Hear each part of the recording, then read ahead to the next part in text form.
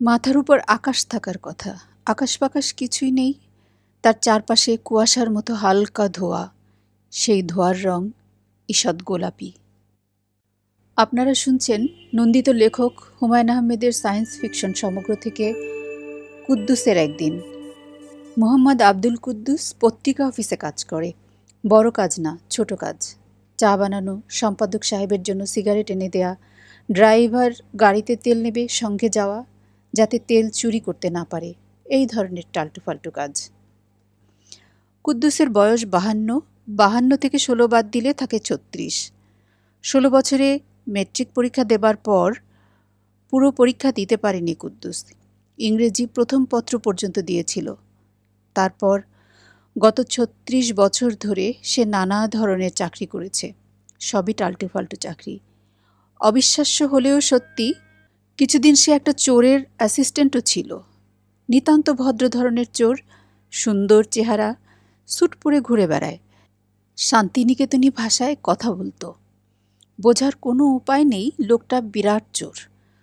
কুদ্দুস যেদিন বুঝতে পেরেছে সেদিনই চাকরি ছেড়ে দিয়ে বায়তুল মোকাররম মসজিদে গিয়ে মসজিদের খতিবের মাধ্যমে তওবা করেছে। চোরের সঙ্গে বাস করে 400 টাকার মতো জমিয়েছিল, তার অর্ধেক মসজিদের দান বাক্সে দিয়ে ফেলে দিয়েছে। ইচ্ছা ছিল পুরোটাই দিয়ে দেবে, না খেয়ে থাকতে হবে বলে দিতে পারেনি। গত 36 বছরে যেসব চাকরি কুদ্দুস করেছে তার তুলনায় পত্রিকা অফিসের চাকরিটা শুধু ভালো না, অসম্ভব ভালো। দেশ বিদেশের টাটকা খবরের সঙ্গে যুক্ত থাকার মতো সৌভাগ্য বাংলাদেশের কটা মানুষের আছে? সকালবেলা ঘুম থেকে উঠেই বিনা পয়সায় খবরের কাগজ পড়া যাচ্ছে, এই সৌভাগ্য তো সহজ সৌভাগ্য না, জটিল সৌভাগ্য। প্রতিদিন সকালবেলা খবরের কাগজটা হাতে নিয়ে নিজের সৌভাগ্যে কুদ্দুস নিজেকেই ঈর্ষা করে। যুবক বয়সে সে একবার গণক দিয়ে হাত দেখিয়েছিল। গণক বলেছিল, শেষ বয়সটা আপনার মহা সুখে কাটবে, বিরাট সম্মান পাবেন। পত্রিকা অফিসে কাজটা পাবার পর কুদ্দুসের ধারণা গণক মোটামুটি সত্যি কথাই বলেছে, শুধু বিরাট সম্মানের জায়গাটা একটু ভুল করেছে। তা কিছু ভুল ত্রুটি তো হবেই। কুদ্দুস রাতে পত্রিকা অফিসেই ঘুমায়। কোনো এক কোনাকানা খুঁজে নিয়ে মাদুর পেতে শুয়ে পড়ে। চাদর দিয়ে সারা শরীর ঢেকে ফেললে মশার হাত থেকে মুক্তি। মেস করে থাকতে হচ্ছে না বলে বেশ কিছু টাকা বেঁচে যাচ্ছে। বেতন যা পাওয়া যায় তাতে আলাদা ঘর ভাড়া করে বা মেস করে থাকা সম্ভব না। তার দরকারই বাকি, সে একা মানুষ, এত শৌখিনতার তার দরকার কি? পত্রিকা অফিসে কাজ করতে এসে তার গত 3 বছরে 10,500 টাকা জমেছে। অকল্পনীয় একটা ব্যাপার। টাকাটা পত্রিকার সম্পাদক মতিউর রহমান সাহেবের কাছে জমা আছে, চাইলেই উনি দেন। কুদ্দুসের টাকার কোনো দরকার নেই, তবুও মাঝে মাঝে মতিউর রহমান সাহেবের কাছ থেকে টাকাগুলি চেয়ে আনে। সারাদিন হাতে নিয়ে চুপচাপ বসে থাকে, সন্ধ্যাবেলা ফেরত দিয়ে আসে। টাকা হাতে নিরিবিলি বসে থাকতে তার ভালো লাগে, নিজেকে রাজা বাদশার মতো মনে হয়। আজ সকালে তেমন কোনো কারণ ছাড়াই কুদ্দুসের নিজেকে রাজা বাদশার মতো মনে হতে লাগলো। সে চায়ের কাপ এবং পত্রিকা হাতে বসেছে, পা নাচাতে নাচাতে কাগজ পড়ছে। মজার মজার খবরে আজ কাগজ ভর্তি। খবরগুলি পড়ে ফেললেই তো মজা শেষ হয়ে গেল, কাজেই কুদ্দুস প্রথমে শুধু হেডলাইনে চোখ বুলাবে, ভেতরের ব্যাপারগুলি ধীরে সুস্থে পড়া যাবে। তারা কিছু নেই। সম্পাদক সাহেব চলে এসেছেন, তাকে প্রথম দফায় চা দেয়া হয়েছে। তিনি ঘণ্টাখানিকের ভেতর আর ডাকবেন না। কুদ্দুস শীষ দিয়ে একটা গানের সুর তোলার চেষ্টা করছে, পাগল মন। গানটা খুব হিট করেছে। কুদ্দুস পত্রিকার 3 নম্বর পাতাটা খুলল। আজকের দিনটি কেমন যাবে 3 নম্বর পাতায় ছাপা হয়। কুদ্দুস এই অংশটা প্রথম পড়ে। তার ধনুরাশি, তার ব্যাপারে আজকের দিনটি কেমন যাবেতে যা লেখা হয় সব মিলে যায়। একবার লেখা হলো দুর্ঘটনার সম্ভাবনা। সেদিন অকারণে হুমড়ি খেয়ে পড়ে বুড়ো আঙ্গুলের নখটা অর্ধেকটা ভেঙে গেল। আজকের রাশিফলে লেখা, ধনুরাশির জন্যে যাত্রা শুভ, ভ্রমণের যোগ আছে, কিঞ্চিত অর্থনাশের আশঙ্কা, শত্রুপক্ষের তৎপরতা বৃদ্ধি পাবে, শত্রুর কারণে সম্মানহানির আশঙ্কা। সম্মানহানির আশঙ্কায় কুদ্দুস খানিকটা চিন্তিত বোধ করছে। সম্মান বলতে কিছুই নেই, যা আছে তাও যদি চলে যায় তো মুশকিল। পত্রিকার সব হেডলাইন শেষ করবার আগেই কুদ্দুসের ডাক পড়ল। মতিউর রহমান সাহেবের ইলেকট্রিক বেল ঝনঝন শব্দে বেজে উঠল। কুদ্দুস এমনভাবে লাফিয়ে উঠল যে তার কাপ থেকে চা পুরোটা ছলকে গায়ে পড়ে গেল। শার্টটা নতুন কেনা, আজ নিয়ে মাত্র তৃতীয়বার পরা হয়েছে। সাদা কাপড়ে চায়ের রং সহজে ওঠে না, এক্ষুনি ধুয়ে ফেলতে পারলে হতো। সেটা সম্ভব নয়। মতিউর রহমান স্যার ডেকেছেন, 1 সেকেন্ড অপেক্ষা করা যাবে না। কুদ্দুস প্রায় ছুটে সম্পাদক সাহেবের ঘরে ঢুকল। মতিউর রহমান সাহেব বললেন, তোর খবর কী রে কুদ্দুস? কুদ্দুস বিনয়ের সাথে মাথা নিচু করে বলল, খবর ভালো স্যার। একটা কাজ করে দে তো, এই চিঠিটা নিয়ে যা, নাম ঠিকানা লেখা আছে, হাতে হাতে দিয়ে আসবি। জি আচ্ছা স্যার। জাবেদ সাহেব ইস্টার্ন প্লাজার 9 তলায় থাকেন। ইস্টার্ন প্লাজা চিনিস তো? জি স্যার, চিনি। খুবই জরুরি চিঠি, হাতে হাতে দিবি। ওনাকে বলবি আমাকে টেলিফোন করতে। আমি অফিসেই থাকব। নে টাকাটা নে, রিক্সা করে চলে যা। মতিউর রহমান সাহেব 20 টাকার একটা নোট বের করে কুদ্দুসের হাতে দিলেন। কুদ্দুস টাকাটা হাতে নিয়ে ঘর থেকে বের হলো। রওনা হবার আগে শার্টটা পানি দিয়ে একবার ধুয়ে ফেলতে হবে। কতক্ষণের মামলা। কুদ্দুস বাথরুমের দিকে যাচ্ছে, আবার মতিউর রহমান সাহেবের বেল বেজে উঠল। আবারও কুদ্দুস ছুটে গিয়ে ঢুকল। সম্পাদক সাহেবের ঘরে ঢুকলে কুদ্দুসের মাথা ঠিক থাকে না। কুদ্দুস? জি স্যার। রিক্সা যাওয়ার দরকার নেই, দেরি হবে। তুই এক কাজ কর, আমার গাড়ি নিয়ে চলে যা, আমি ড্রাইভারকে বলে দিচ্ছি। জি আচ্ছা স্যার। রিক্সা ভাড়ার টাকাটা ফেরত দেবার জন্য কুদ্দুস 20 টাকার নোটটা বের করলো। মতিউর রহমান সাহেব বললেন, টাকা ফেরত দিতে হবে না, তুই দেরি করিস না, চলে যা। শার্ট না ধুয়েই কুদ্দুস গাড়িতে উঠল। তার মনটা খুঁতখুত করতে লাগলো। শার্টের এই রং তো আর উঠবে না। নতুন শার্ট মাত্র 3 বার পরা হয়েছে। গাড়িতে উঠে তার আর একটু মন খারাপ হলো। আবার একটা ভুল করা হয়েছে। পত্রিকাটা সাথে নিয়ে এলে হতো। গাড়িতে যেতে যেতে কাগজ পড়ার আলাদা একটা মজা আছে। বসনিয়া হার্জেগোভিনার গরম খবর আছে। আজকের দিনটা ভুল দিয়ে শুরু হয়েছে। আজকের তারিখটা কত যেন? 14 এপ্রিল 1996। তারিখটা তার জন্য শুভ না। লিফটে কুদ্দুস একা। লিফটম্যান তাকে ঢুকিয়ে বোতাম টিপে দিয়ে বলেছে 8 তলায় গিয়ে থামবে, নেমে যাবেন। পারবেন না? কুদ্দুস বলেছে পারব। তার কথা শেষ হবার আগেই লিফটের দরজা বন্ধ হয়ে গেছে। লিফট চলছে না, স্থির হয়ে আছে। একটা লাল বাতি জ্বলছে আর নিভছে। মাথার উপর শাঁ শব্দে ফ্যান ঘুরছে। অদ্ভুত ফ্যান, গায়ে কোনো বাতাস লাগছে না। লিফটের ভেতর বিরাট একটা আয়না লাগানো। আয়নার দিকে তাকিয়ে কুদ্দুসের মন খারাপ হয়ে গেল। শার্টের দাগটা বিশ্রীভাবে দেখা যাচ্ছে।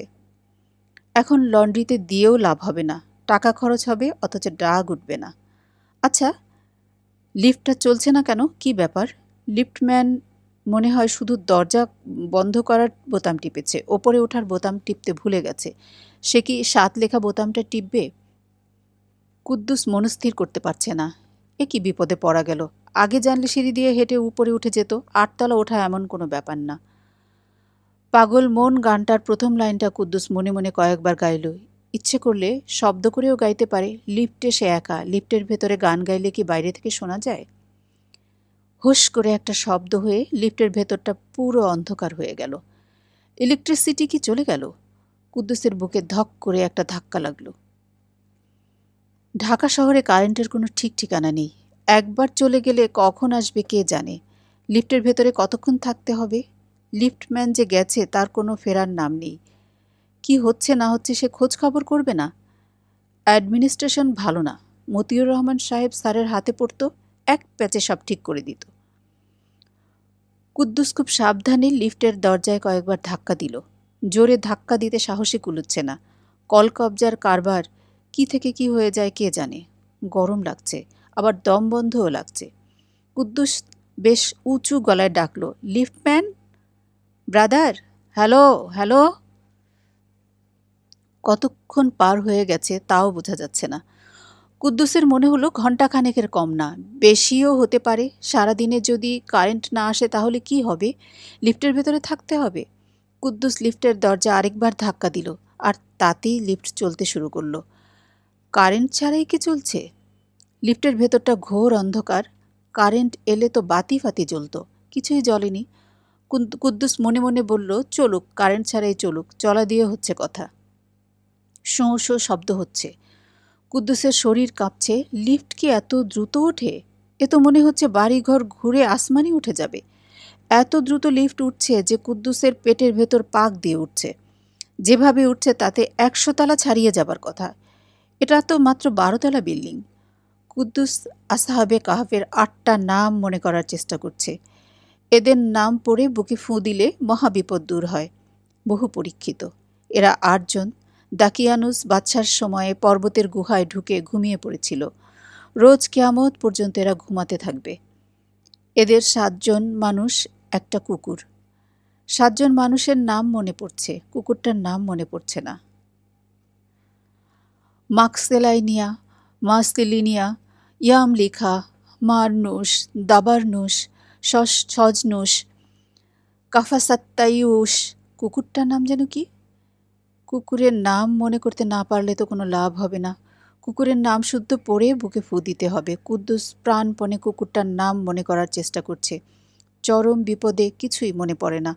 শো শো শব্দ বাড়ছেই। শব্দটা এখন কানের পর্দার ভিতর হচ্ছে। কুদ্দুসের মুখ শুকিয়ে গেছে। সে লিফটের মেঝেতে বসে পড়ল। আর তখনই কুকুরটার নাম মনে পড়ল, কিতমির। কিতমির নাম পড়ার পরপরই হঠাৎ প্রচণ্ড ঝাঁকুনি খেয়ে লিফট থেমে গেল। লিফটের দরজা খুলতে শুরু করলো। দরজা পুরোপুরি খোলার জন্যে কুদ্দুস অপেক্ষা করল না। সে বসা অবস্থা থেকেই ব্যাঙের মতো লাফ দিয়ে বের হয়ে পড়ল। বের হয়েই হতভম্ব হয়ে গেল। সে কোথায় এসেছে? ব্যাপারটা কি?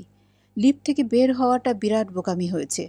যেভাবে লাফ দিয়ে সে লিফট থেকে বের হয়েছে তার উচিত ঠিক একইভাবে লাফ দিয়ে আবার লিফটে ঢুকে যাওয়া।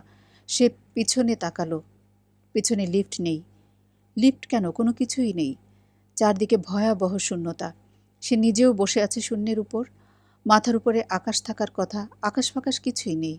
তার চারপাশে কুয়াশার মতো হালকা ধোঁয়া। সেই ধোঁয়ার রং ঈষৎ গোলাপি।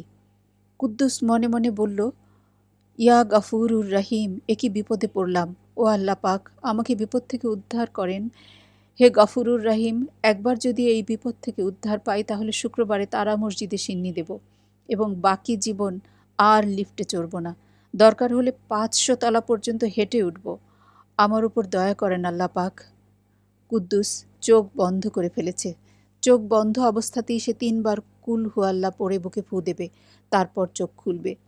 তাতে যদি কিছু হয়? কোনো দোয়াই প্রথম চোটে মনে পড়ছে না। হায়, এ কেমন বিপদ! কুদ্দুস চোখ খুলল। অবস্থার কিছু পরিবর্তন হয়েছে। আগে চারপাশে ছিল গোলাপি রঙের ধোঁয়া, এখন বেগুনি ধোঁয়া। আগে কোনো শব্দ ছিল না, এখন একটু পরপর সাপের শিসের মতো তীব্র শব্দ হচ্ছে। শব্দটা শরীরের ভেতরে ঢুকে কলজে কাঁপিয়ে দিচ্ছে। এর চেয়ে তো আগেই ভালো ছিল। কুদ্দুস ভেবে পাচ্ছে না সে আবার চোখ বন্ধ করে ফেলবে কিনা। চোখ বন্ধ রাখা আর খোলা তো একই ব্যাপার হয়ে দাঁড়িয়েছে। আচ্ছা, এমন কি হতে পারে যে সে মারা গেছে? হার্টফেল করে লিফটের ভেতরই তার মৃত্যু হয়েছে। সে যে জগতে আছে সেটা আর কিছুই না, মৃত্যুর পরের জগৎ। এরকম তো হয়। কিছু বোঝার আগেই কত মানুষ মারা যায়। সেও মারা গেছে। মৃত্যুর পর তাকে আবার জিন্দা করা হয়েছে। কিছুক্ষণের ভেতর মানকেন নেকের আসবে, তাকে সওয়াল জবাব করবে। তোমার ধর্ম কি? তোমার নবী কে? এইসব জিজ্ঞেস করবে।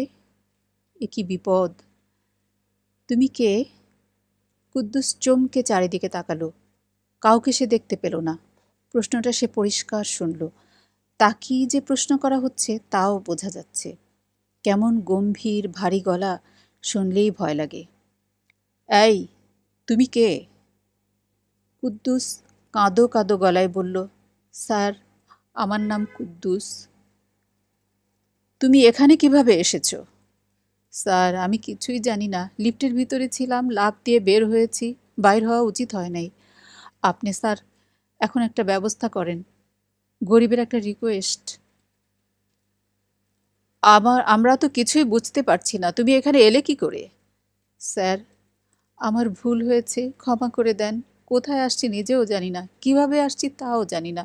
লিফটের দরজা ভালো মতো খোলার আগেই লাফ দিয়েছিলাম। এটা স্যার অন্যায় হয়েছে। আর কোনো দিন করব না। সত্যি কথা বলতে কি, আর কোনো দিন লিফটেও উঠব না। এখন স্যার ফেরত পাঠাবার একটা ব্যবস্থা করেন। আমি খাস দিলে আল্লাহ পাকের কাছে আপনার জন্য দোয়া করব। তোমার কোনো কিছুই তো আমরা বুঝতে পারছি না। প্রথম কথা হলো, মাত্রা কি করে ভাঙলে? মাত্রা ভেঙে এখানে এলে কিভাবে? স্যার, বিশ্বাস করেন আমি কোনো কিছুই ভাঙি নাই। যদি কিছু ভেঙে থাকে আপনা আপনি ভাঙছে। তার জন্যে স্যার আমি ক্ষমা চাই। কি বলেন, পায়ে ধরবো? যদি বলেন পায়ে ধরবো, কোনো অসুবিধা নাই। তুমি তো বিরাট সমস্যা সৃষ্টি করেছো। তুমি কি বুঝতে পারছো ব্যাপারটা কি ঘটেছে? জি না। তুমি ত্রিমাত্রিক জগৎ থেকে চতুর্মাত্রিক জগতে প্রবেশ করেছো। এই কাণ্ডটা কিভাবে করেছো আমি জানি না। আমরা জানার চেষ্টা করছি।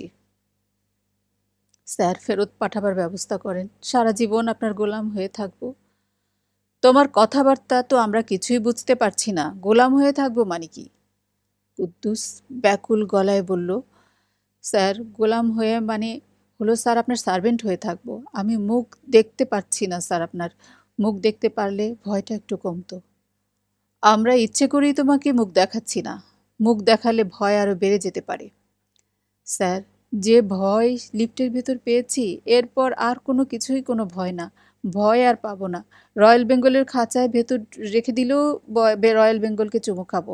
তার লেজ দিয়ে কান চুলকাবো, তাতেও স্যার ভয় লাগবে না। তোমার নাম কি যেন বললে? কুদ্দুস? জি স্যার, কুদ্দুস। একটা জিনিস একটু বোঝার চেষ্টা করো। তুমি হচ্ছ ত্রিমাত্রিক জগতের মানুষ। তোমাদের জগতের প্রাণীদের দৈর্ঘ্য, প্রস্থ, উচ্চতায় 3টা মাত্রা আছে। এই দেখে তোমরা অভ্যস্ত। আমরা 4 মাত্রার প্রাণী। 4 মাত্রার প্রাণী সম্পর্কে তোমার কোনো ধারণা নেই। স্যার, আপনি আমার মতো বাংলা ভাষায় কথা বলতেছেন, এইটা শুনেই আনন্দ পাচ্ছি। আপনার চেহারা যদি খারাপও হয় কোনো অসুবিধা নেই। চেহারার উপর তো স্যার আমাদের হাত নাই। এটা হলো একটা বিধির বিধান। আচ্ছা ঠিক আছে, তুমি আমাকে দেখো। কুদ্দুসের শরীরের হালকা একটা কাঁপুনি লাগলো। হঠাৎ এক ঝলক ঠান্ডা হাওয়া লাগলে যেরকম হয় সেরকম। তারপর মনে হতে লাগলো তার চারপাশ থেকে যত বেগুনি রং আছে সব তার চোখের ভিতর ঢুকে যাচ্ছে। আবার চোখের ভেতর থেকে কিছু রং বের হয়ে আসছে। এ কি নতুন মুসিবত হলো! আচমকা রঙের ভেতর যাওয়া আসা বন্ধ হলো। কুদ্দুস তার চোখের সামনে কি যেন একটা দেখল। মানুষের মতোই, তবে স্বচ্ছ কাচের তৈরি। একটা মুখের ভিতর আরেকটা, সেই মুখের ভিতর আরেকটা, এই রকম চলেই গিয়েছে। মুখটার চোখ দুটোও কাচের। সেই চোখে যে কোনো একটার দিকে তাকালে তার ভেতরে আরেকটা চোখ দেখা যায়, সেই চোখের ভেতর আবার আরেকটা। ঘটনা এখানেই শেষ হলে হতো, ঘটনা এখানেই শেষ না। কুদ্দুসের কখনো মনে হচ্ছে ভয়ঙ্কর এসে এই মানুষটার ভেতরে আছে, আবার পর মুহূর্তে মনে হচ্ছে ভয়ঙ্কর এই মানুষটা তার ভেতরে আছে। এই কুৎসিত জিনিসটাকে মানুষ বলার কোনো কারণ নেই। মানুষ ছাড়া কুদ্দুস তাকে আর কি বলবে ভেবে পাচ্ছে না। তুমি কি ভয় পাচ্ছ? জি না স্যার। যদি কিছু মনে না করেন একটু পেশাব করব। পেশাবের বেগ হয়েছে। কি করবে? প্রস্রাব? আপনাদের বাথরুমটা কোন দিকে? তোমার কথা বুঝতে পারছি না। কি করতে চাও? স্যার, একটু টয়লেটে যাওয়া দরকার। ও আচ্ছা আচ্ছা, বর্জ্য পদার্থ নিষ্কাশন। তুমি তো আমাদের মহা সমস্যায় ফেললে। আমাদের এখানে এরকম কোনো ব্যবস্থা নেই। বলেন কি স্যার? আমরা দেহধারী প্রাণী নই। দেহধারী প্রাণীদের মতো আমাদের খাদ্যের যেমন প্রয়োজন নেই, তেমনি টয়লেটেরও প্রয়োজন নেই। এখন তুমি টয়লেটে যেতে চাচ্ছ, আমাদের ধারণা কিছুক্ষণ পরে তুমি বলবে খিদে পেয়েছে। সত্যি কথা বলতে কি স্যার, খিদে পেয়েছে। সকালবেলা নাস্তা করি নাই, মারাত্মক খিদে লেগেছে। চক্ষু লজ্জার জন্যে বলতে পারি নাই। সকাল থেকে এই পর্যন্ত কয়েক চুমুক চা শুধু খেয়েছি। পত্রিকাও পড়া হয় নাই। আপনাদের এখানে পত্রিকা আছে স্যার? না, পত্রিকা নেই। জায়গা তো তাহলে খুব সুবিধার না। আমাদের জায়গা আমাদের মতো, তোমাদের জায়গা তোমাদের মতো। আপনাদের তাইলে ইয়ে হয় না? ইয়ে মানে কি? এই পেশাব পায়খানা মানে বর্জ্য, বর্জ্য পদার্থ। না, আমাদের এই সমস্যা নেই। তোমাকে তো একবার বলা হয়েছে আমরা তোমাদের মতো দেহধারী প্রাণী না, শুধু দেহধারীদেরই খাদ্য লাগে। খাদ্যের প্রশ্ন যখন আসে তখন চলে আসে বর্জ্য পদার্থের ব্যাপার। তবু স্যার, আমার মনে হয় বাইরের গেস্টদের জন্য 2-3টা টয়লেট বানিয়ে রাখা ভালো। দেহধারী কোনো অতিথির আমাদের এখানে আসার উপায় নেই। আপনি তো স্যার একটা মিস্টেক কথা বললেন। আমি চলে এসেছি না? হ্যাঁ, তুমি চলে এসেছো, অস্বীকার করার কোনো উপায় নেই। কিভাবে এসেছো এই রহস্য এখনো ভেদ করা সম্ভব হয়নি। স্যার বিশ্বাস করেন, নিজের ইচ্ছায় আসি নাই। যে দেশে খাওয়া দাওয়ার ব্যবস্থা নাই, পেশাব পায়খানার উপায় নাই, সেই দেশে খামাখা কি জন্য আসবো বলেন? তাও যদি দেখার কিছু থাকতো একটা কথা ছিল। দেখারও কিছু নাই। স্যার আপনাদের সমুদ্র আছে? হ্যাঁ, আছে, তবে সে সমুদ্র তোমাদের সমুদ্রের মতো না। আমরা সময়ের সমুদ্রে বাস করি। তোমাদের কাছে সময় হচ্ছে নদীর মতো বয়ে যাওয়া, আর আমাদের সময় নদীর মতো প্রবাহমান নয়, সমুদ্রের মতো স্থির। মনে কিছু নেবেন না স্যার, আপনার কথা বুঝতে পারি নাই। সময় সম্পর্কিত এই ধারণা ত্রিমাত্রিক জগতের প্রাণীদের পক্ষে অনুভব করা খুবই কঠিন। অঙ্ক এবং পদার্থবিদ্যায় তোমার ভালো জ্ঞান থাকলে চেষ্টা করে দেখতাম। এটা বলে স্যার আমাকে লজ্জা দিবেন না। আমি খুবই মুখ্য। অবশ্য স্যার, মুখ্য হবার সুবিধাও আছে। মুখ্যদের সবাই স্নেহ করে। বুদ্ধিমানদের কেউ স্নেহ করে না, ভয় পায়। মতিউর রহমান স্যার যে আমাকে অত্যন্ত স্নেহ করেন, তার কারণ একটাই, আমি মূর্খ, বিরাট মূর্খ। ও আচ্ছা। ওনার স্ত্রীও আমাকে অত্যন্ত স্নেহ করেন। গত ঈদে আমাকে পায়জামা আর পাঞ্জাবি কিনে দিলেন। পাঞ্জাবি সিল্কের। এই রকম সিল্ক সচরাচর পাওয়া যায় না। অতি মিহি এক্সপোর্ট কোয়ালিটি সিল্ক। যা তৈরি হয় সবই বিদেশে চলে যায়। ওনাদের কানেকশন ভালো বলে এইসব জিনিস জোগাড় করতে পারেন। যাই হোক, পাঞ্জাবি সাইজে ছোট হয়ে গিয়েছিল, সেটা আর ওনাকে বলি নাই। মনে কষ্ট পাবেন, শখ করে একটা জিনিস কিনে দিয়েছেন। কুদ্দুস। জি স্যার। তোমাকে আমাদের পছন্দ হয়েছে। এই যে স্যার বললাম, মূর্খদের সবাই পছন্দ করে। আপনারা বেশি জ্ঞানী, কেউ আপনাদের পছন্দ করবে না। সত্যি কথা বলতে কি স্যার, আপনাদের ভয়ে আমি অস্থির। আপনাদের দিকে তাকাতেও ভয় লাগছে। ভয়ের কিছু নেই, আমরা তোমাকে ফেরত পাঠাবার ব্যবস্থা করছি। আপনাদের পা থাকলে স্যার ভালো হতো, আপনার পা ছুঁয়ে সালাম করতাম। তোমার প্রতি আমাদের মমতা হয়েছে, যে কারণে আমরা এমন ব্যবস্থা করে দিচ্ছি যাতে তোমার নিজের জায়গায় যখন ফিরবে তখন তোমার জীবন আনন্দময় হবে। বললে হয়তো স্যার আপনারা বিশ্বাস করবেন না, আমি খুব আনন্দেই আছি। আনন্দে থাকলেও তোমার জীবন মোটামুটি অর্থহীন, এটা বলা যায়। জীবন কাটাচ্ছ অন্যের জন্য চা বানিয়ে। কি করব স্যার বলেন, পড়াশোনা হয় নাই, ম্যাট্রিক পরীক্ষাটা দিতে পারলাম না। ইংরেজি সেকেন্ড পেপার পরীক্ষার আগের দিন রাতে বাবাকে সাপে কাটলো, চোখের সামনে ধরফর করে মৃত্যুবরণ করলেন বাবা। আমরা কি করছি মন দিয়ে শোনো। তোমাকে ফেরত পাঠাচ্ছি ইংরেজি সেকেন্ড পেপার পরীক্ষার আগের দিন রাতে। তুমি সেখান থেকে জীবন শুরু করবে। বাবাকে যাতে সাপে না কাটে সেই ব্যবস্থা করবে। সেটা স্যার কিভাবে সম্ভব? সময় আমাদের কাছে স্থির, আমরা তা পারি। তুমি যখন ফিরে যাবে তখন এখানকার স্মৃতি তোমার মনে থাকবে না, তবে তোমার বাবাকে সাপে কাটবে এই ব্যাপারটা তোমার মনে থাকবে। এটা যাতে মনে থাকে সেই ব্যবস্থা আমরা করে দিচ্ছি। নতুন জীবন তোমার শুরু হচ্ছে, সেখানে তোমার বাবাকে সাপে কাটবে না। তোমার বুদ্ধিবৃত্তিও কিছুটা উন্নত করে দিচ্ছি।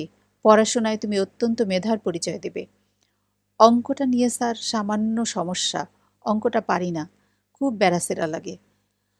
আর ব্যারাসেরা লাগবে না। এখন কি স্যার, আমি চলে যাচ্ছি? কিছুক্ষণের মধ্যে চলে যাচ্ছ? ম্যাডামকে আমার সালাম দিবেন, ওনার সঙ্গে দেখা হয় নাই। ম্যাডামকে তোমার সালাম পৌঁছে দেয়া সম্ভব হচ্ছে না।